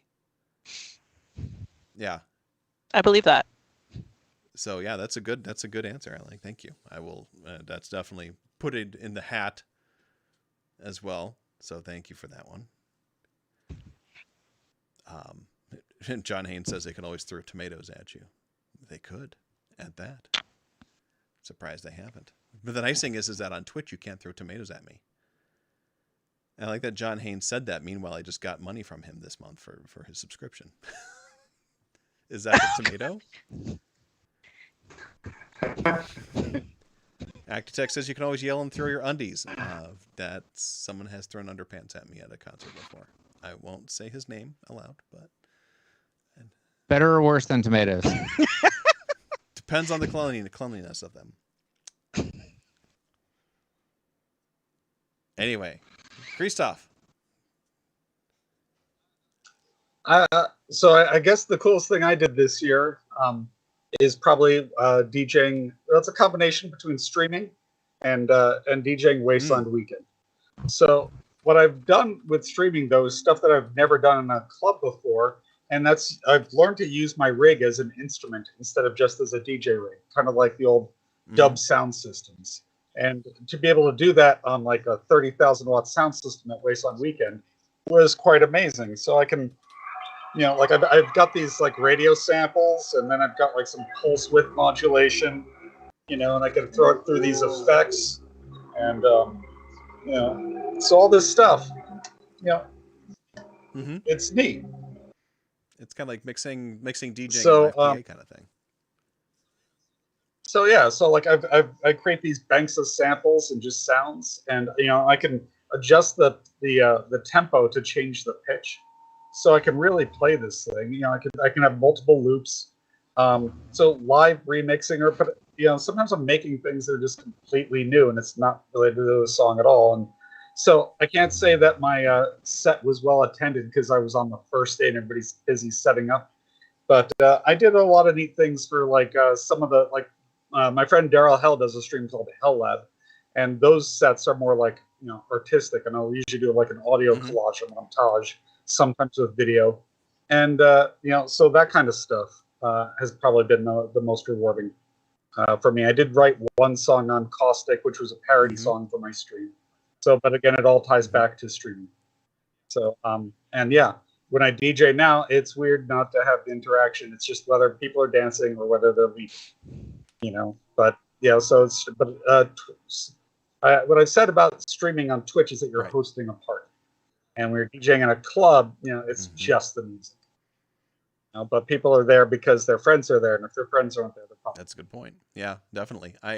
I remember seeing hearing the song you did on Caustic, the parody song, which was hilarious, by the way, and as well as like I remember the stream you did a while back, toward the beginning of the year, or maybe the end of last year. I can't remember, where you're doing a lot of that experimental sample manipulation and stuff like that. Yeah, I've gone to 3 of those. So I did one with Greta Thunberg. I did one with Charlie Chaplin's Great Dictator. And then I did another, but yeah. So I've done where I talked about Karl Popper. So That's awesome. I've done a few. But yeah, it's a lot of fun. It's a neat way to kind of explore that thin line between music creation and music playback through DJing and stuff like that. And it helps that because I've got a setup. My software can do 4 decks at a time. But what Traktor has that the other ones don't is I've got this controller here with 16 pads, and I can have 4 banks in it. So it's a little bit like I've got an Ableton, push next to me, integrated into my DJ software. So it's not as featured, obviously, but it's much more than a regular DJ setup has. So, I get a lot of pressure now when I go to DJ gigs that I'm not just showing up with USB keys. And it was like, oh, you're going to set up a laptop? We don't have room for you. It's like, well, all right, with your rig, can you do all this? And you can't. This provides a lot of power. And obviously, most people don't do any of this, but I'm doing it. So I like having that power. And that's probably the coolest thing I did. That's really cool. Justin, what's the coolest thing you did besides hang out with me? I don't know. It's been a topsy years, man. So yeah, a couple music related. I feel like it's been good. The pandemic's been kind of good for me. Very productive. Got lots of different things going on. I'm glad I got an album done this year. That was very challenging, and that's over with. In terms of personal enjoyment, and this sounds great, the be-all end-all of it is making music, but it's like I'm always chasing that next project that's going to be one I really want to do, and then you get sort of engaged in something, and you're like, I just want this shit to get done.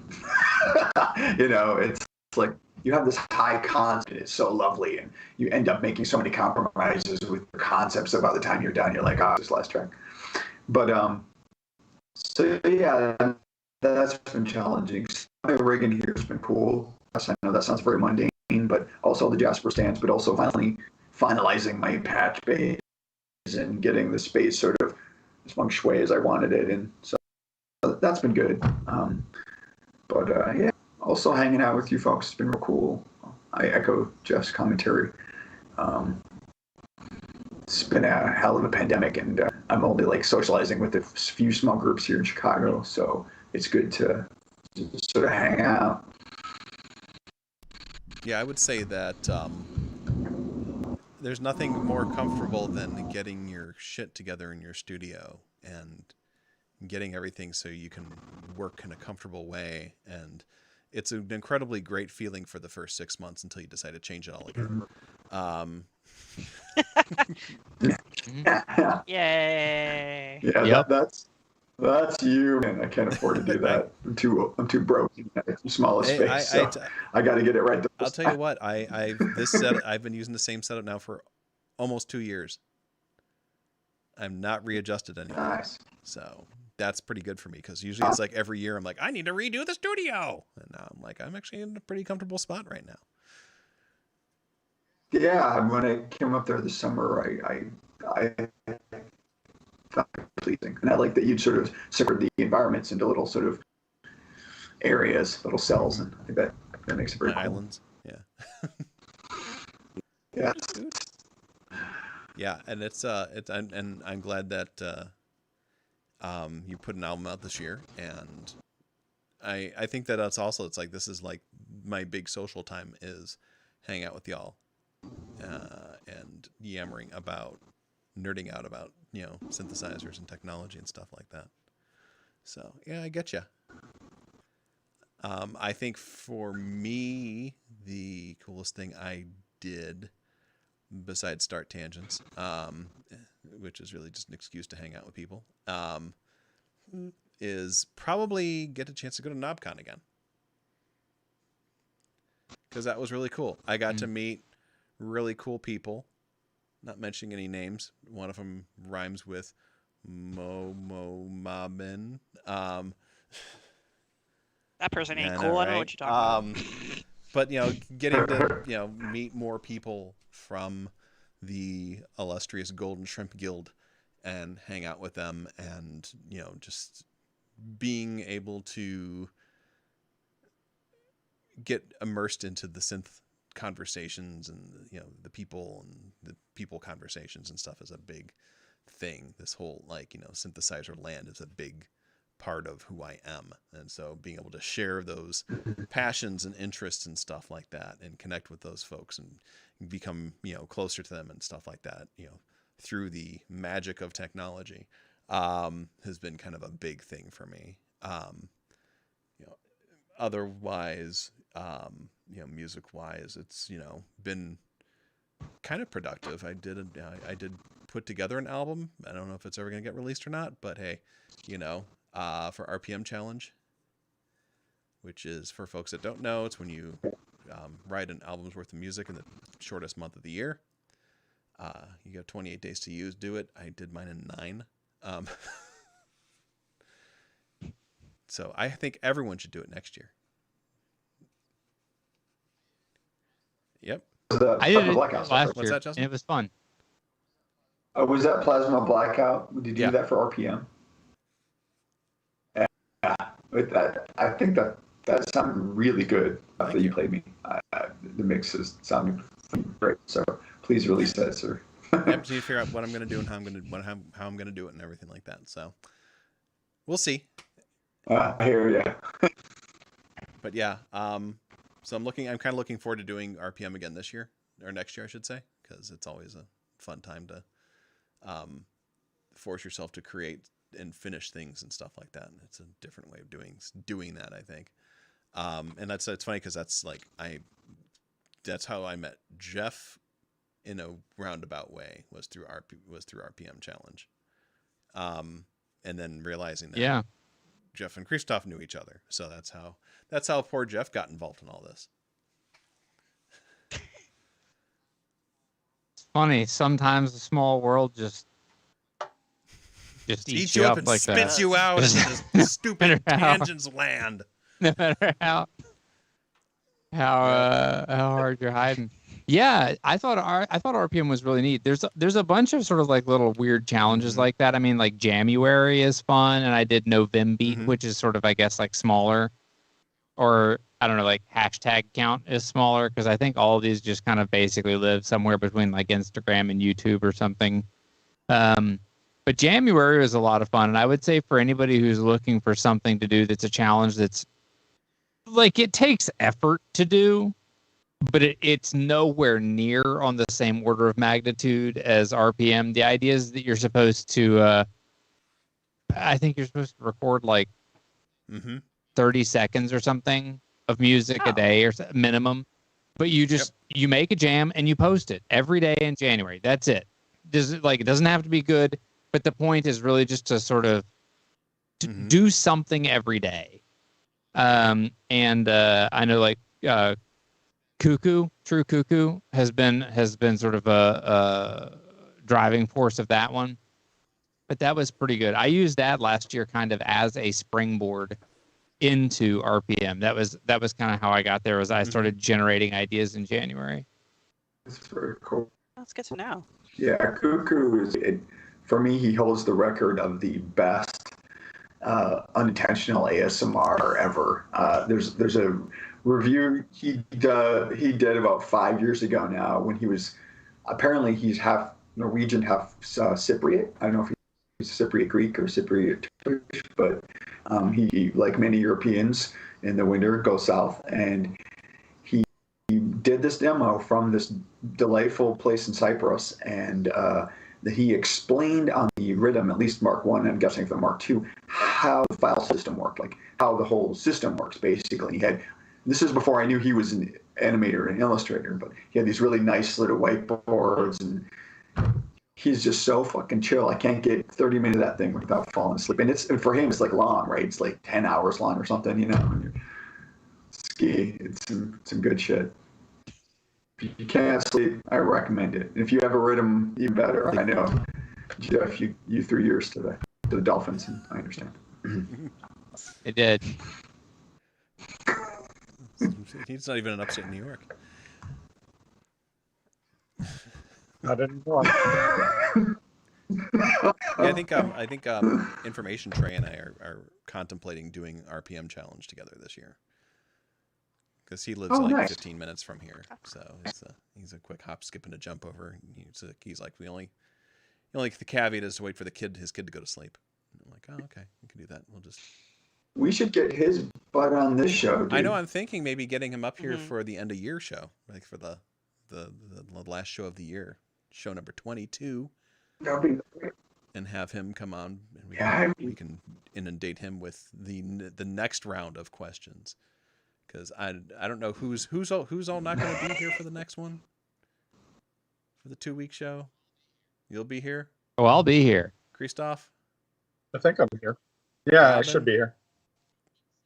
I think so. I just have to verify my sword schedule. Justin? To quote Boondock Saints, where's he going? Cool. Nowhere. Let's set up a 6-up view instead. I mean, the 5-up view is kind of cool. We look like a deranged TIE fighter right now. The 6-up view, we're going to look like the fucking Brady Bunch. It's going to be awesome. Oh, gosh. Or Hollywood Squares? Oh my god, I am going to be Paul Lynn the entire time. Oh, no, University Young Challenge Ones. from Young Ones. The floor and the Young Ones. Yeah, I'm getting It was bloody like, sick it of was this. like Emma Thompson's first role. Yeah. Oh gosh, so good. And That's Hugh one of my Laurie was in favorite that episodes of that show, for and sure. Yeah, Stephen Fry was in it. Stephen Fry was in it. We're old because we're like, yeah, the Young Ones was great. The scene when Vivian is beheaded in that episode, I lost my breath. I couldn't breathe. I was laughing so hard. Yeah, where Vivian kicks his foot through the top one. That's into the square beneath him. I think that's like the end of the show. Yep. So good. Yeah, the Varsity Challenge? Yep. And so yeah, he kicks the hole through, drops a German grenade through, and says, "I've grown completely bloody sick of this." Tells the other contestants. Yeah. What's it called? What's the name of the university they go to? It's like Fleabag. Scumbag. Or Deadbeat. Scumbag. That's what it is. Yeah. Good stuff. Speaking on that. Okay. You know that Garth Marenghi stuff I was just trying to force on you, Andrew. which you can only find on YouTube and like dubious quality, is now on Amazon watched all of Prime them. if you want to I stream really it. wasn't that entertained by it. That's okay. Oh, I'm sorry. I found it to be delightful. It's got a lot of the same cast and crew as IT Crowd. Yeah, so but it wasn't as funny. it's it's a matter of opinion. I think it's over the top and ridiculous, which is like, so if you're looking for over the top 80s hospital drama, cop show, British take on all of that parody. Garth Marenghi.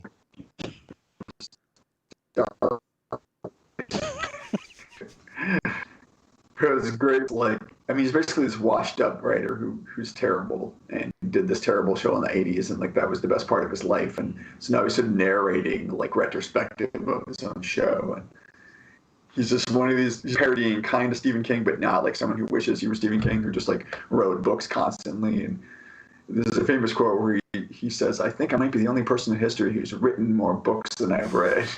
It's like, It's very good.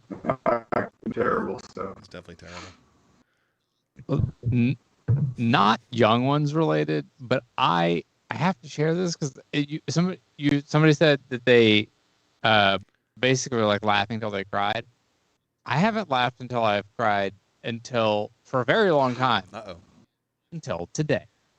And I'm going to share with everybody something that you can Google, or I could do a reading of it. It would take a while though.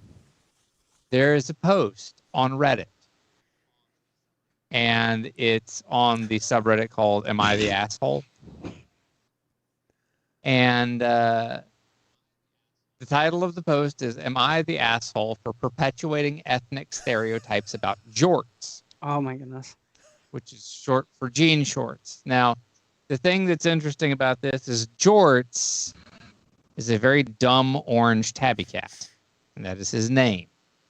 And this is the saga of an HR complaint filed on behalf of a cat and the drama associated with it and the update. So if you search for Jorts and Jean and the cats on Reddit, you will find this. And wow, is it good? The update is better than the original, but the original is solid. And I laughed until my face hurt and I wept today. Oh, so that fantastic. is my gift to everybody who is posted listening. the link on there. Oh my god. Hopefully that's the bedtime right reading. Yeah, I know, right? Here's your bedtime reading for the night. Oh wow. Yep. You've got the one. Yeah, so the you got to read the story and the update if you want to go all the way in on this one. But if you're looking for something, it's not the Young Ones. Wow. Will it Well, somehow you've mixed G shorts, cats, and HR together, and I'm sure it's delightful. I mean, I didn't do it. I just it came to me. It came to me. But it is very, very funny. Wow. Good lord, that's great. That's the most tangential thing that I could come up with, I think, today. But it is a good one. It's that kind of show, especially at the end of the year. Yeah, that actually might have. I amend it. That's the coolest thing I did. I told people about jeans and jorts today. And that's the coolest thing I've done. Oh my gosh. That's wonderful. Well, I'm out of questions. You actually listed another one in I the did, campfire. didn't I? I had to go back in the campfire. You should ask it then, Christoph, because you're paying attention. All right, everyone. What did you wish you did, but there we go. All right, going to Justin first. What did you wish you did that you didn't? What I wish that I did that I didn't. Huh. I don't know. That's a real tough one. I wasn't this question. I think this is really weird, but I wish I had gone outside more when it was nice in Chicago, because it is not nice. I've been battling with some various health issues, and always kind of found an excuse not to go outside and enjoy Chicago summers, and I think I would like a redo.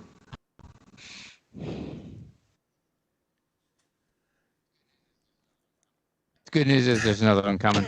Maybe. Yeah, this is true. We can just get through another one of these situations where, like, Yeah, if you can just avoid freezing to death for the next 7 months. 7. I mean, it is Okay, Chicago, fair. right? It's frozen until yeah, July. it blows. I mean, look, but the thing is like, yeah, where I grew up in Minneapolis was far worse, because you went from 6 months of winter, a month of nice spring, a hot, humid, fucking mosquito-laden summer, and then like a month of fall if you were lucky, and then back to winter. So at least we have these nice meandering summer too. I find that nice. That's a good answer. Thank you, Lake Yeah, Michigan. right. Yeah.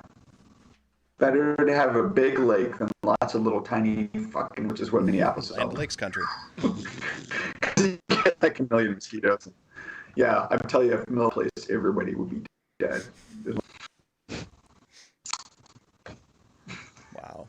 All right, Robin, what about you? Sorry about that. What's something that I wish I did Yes. that I didn't? It's not musically, but I wish that I could have participated in fencing tournaments, because that's been something that's been lacking in the last 2 years for me since the pandemic, and that's just something that I always kind of valued traveling across the country. And like similarly to like meeting people through streaming, it's like I just really enjoyed traveling and meeting other historical fencers and competing and so forth, because I've just started doing this so late in life. So I sometimes feel like I've been robbed, that like I'm missing 2 years of quality competition time, that I'm getting less years left to do that kind of a thing. So that's probably what I miss. That's understandable. That's a big thing, because I mean that's a cool as hell hobby, and I'm sure that fencing tournaments aren't a dime a dozen. Anyway. You'd be surprised. There's a lot that are, but unfortunately, the pandemic's really screwed up a lot of that, and like I think a lot of tournaments won't come back, because a lot of clubs have been depleted from the ability to train and keep membership going. And then even now, as people are trying to make decisions about it, dealing with vaccine requirements or COVID tests, or like it's a lot of complicated decisions that need to be made. And so it's, yeah, like I don't foresee myself doing anything until summer next year. So Yeah, makes sense. that's a challenge. All right, Jeff, how about you?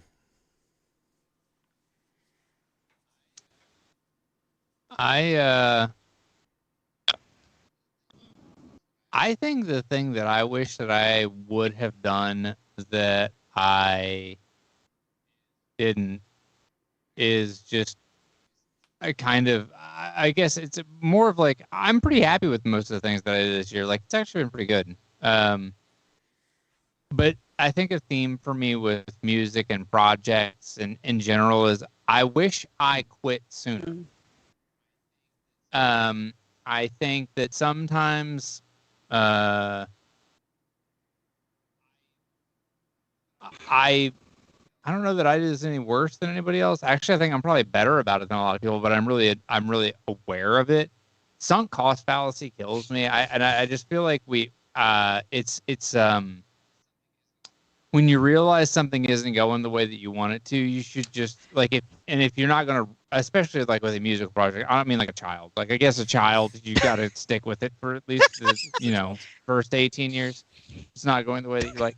But if it's sort of like a thing, like a song that you're working on, or some piece of art that you're making, or some sort of new thing that you're trying, like, if it sucks, I wish I would have just like thrown it out the window faster, because when you spend time working on something that you know sucks, the opportunity cost of that is terrible. And I feel like I've spent some time this year kind of chasing after junk that I knew was junk, and like, why would I keep doing it? But you get invested, and you just sort of like don't want to dip out of it.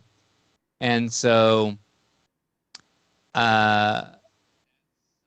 that's something that I wish I did that I didn't do. And then I wish, and then on the other side, like I wish there's things that I had done like earlier. Like I started drawing again this year. I wish I'd have done that earlier.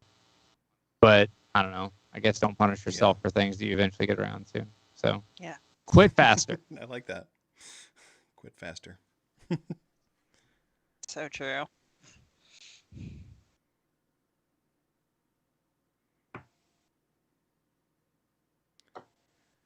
Wow. All right, Christoph. When did you quit faster? I mean, what did Regrets, I have a few, but then again, too few to mention. I regret that I didn't crush my enemies, see them driven before me, and heard the lamentations of the women.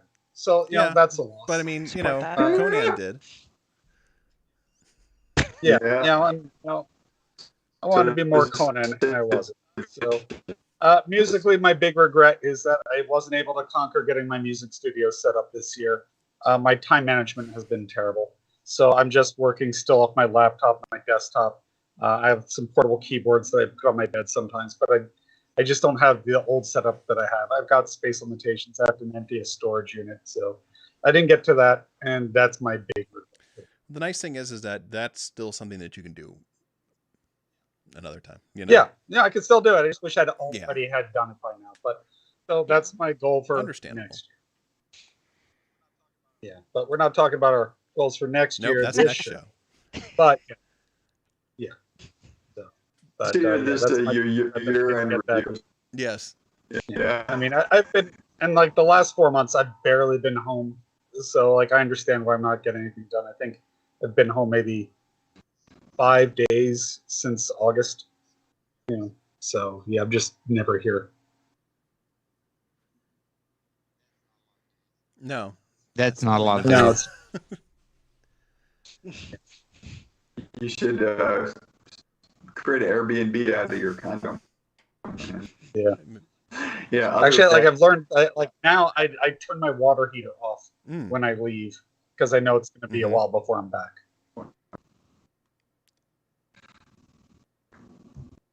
But yeah, so I wish I'd worked on more music and got more music done, or written a song that was longer than a minute. Yeah, I understand that feeling. There was a time when I got like a really big dry spell musically, and I couldn't come up with anything, and so I can relate to that feeling. Yeah. Well, I mean, I have ideas. I just never really have time to sit down and work on them. I'm always supposed to be doing something else. I just, or like I'm driving, like there's just a lot of times where I can't really be doing anything else, and If you had a dailies, you could do that while you're driving. Yeah, because it is the size of the Florida. I mean, not for long, because there's a tree. Yeah. That reminds me of that joke. You don't need a parachute to go Just need a parachute skydiving. to go You need a skydiving, parachute to go twice. skydiving twice. I like that. That's good. That's very true. Yeah. I would. But then again, No, go ahead. go ahead. So I will say that that is why Caustic has become my weapon of choice, because it's a music studio in my pocket, and when I have an idea and I'm standing on line for something, I can work on it. So, and that's why I work in Caustic more than anything else lately, because it's just always with me. Makes sense.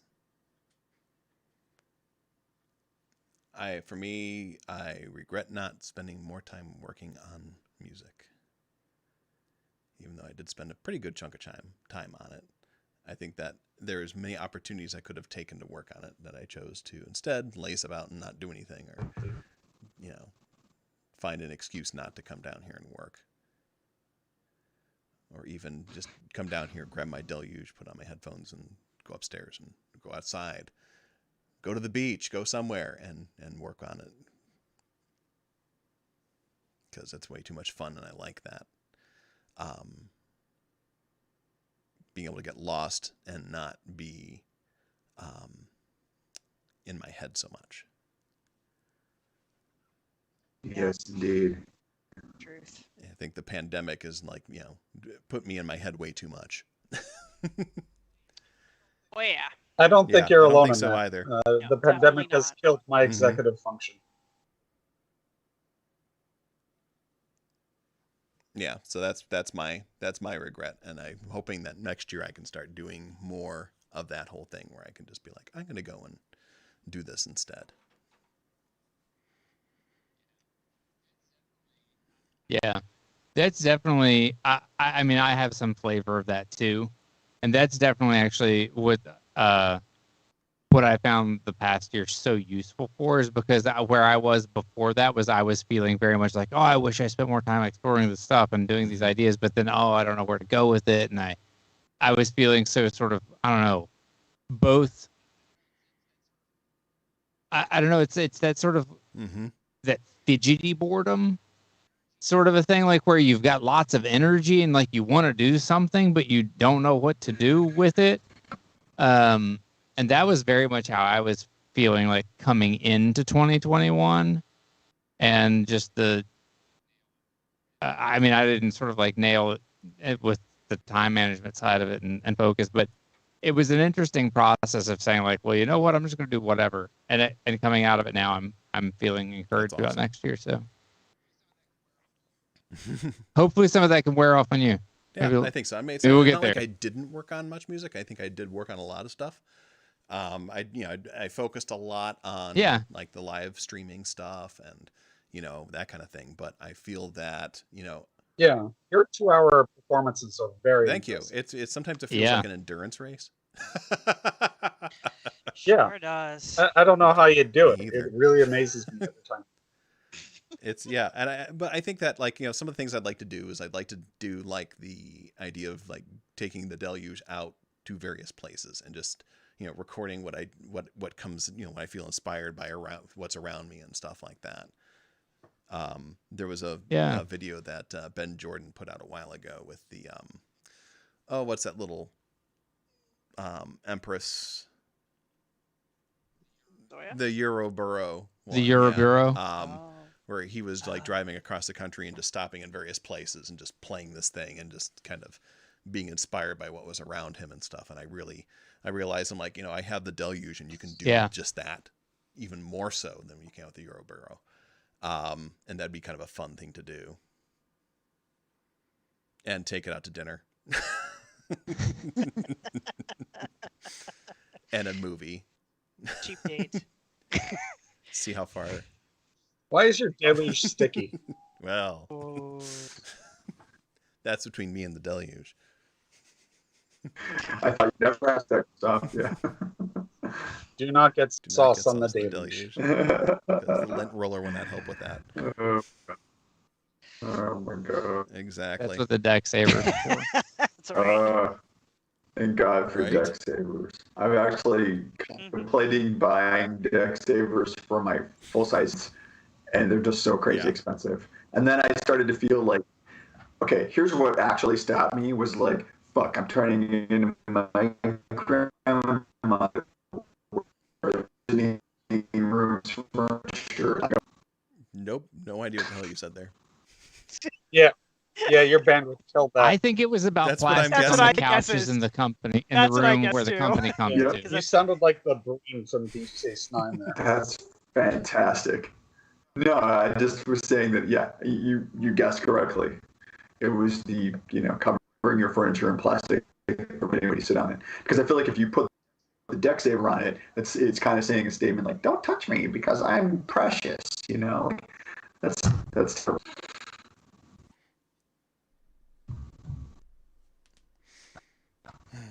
Yeah. Well, I think we're pretty much ready to wrap up here. For the first time in a long time, we actually made it. We did it at 2 hours. Look at that. Not over 2 hours like normal. Yeah. So, thanks everybody for hanging out with us at our end of year part 1. Join us in 2 weeks when we talk about the future.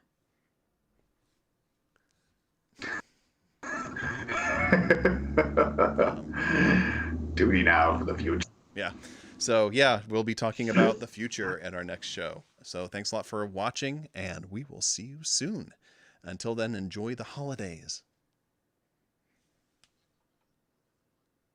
Happy Festivus, everyone. I got a lot of problems with you people. That's the feats of strength. Oh, I should probably find somebody to raid out to. Who is on right now? How about David01? Haven't raided him before. Let's raid him. Oh, wait, no. Actitech says we should raid Purple Bee.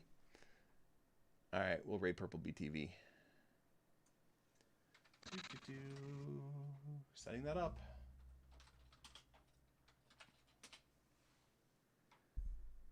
All right, get ready to raid. Woot, woot, woot, woot. Ignore me. David is also good, but all right. Cheers, everyone. Good night. Good night, everyone.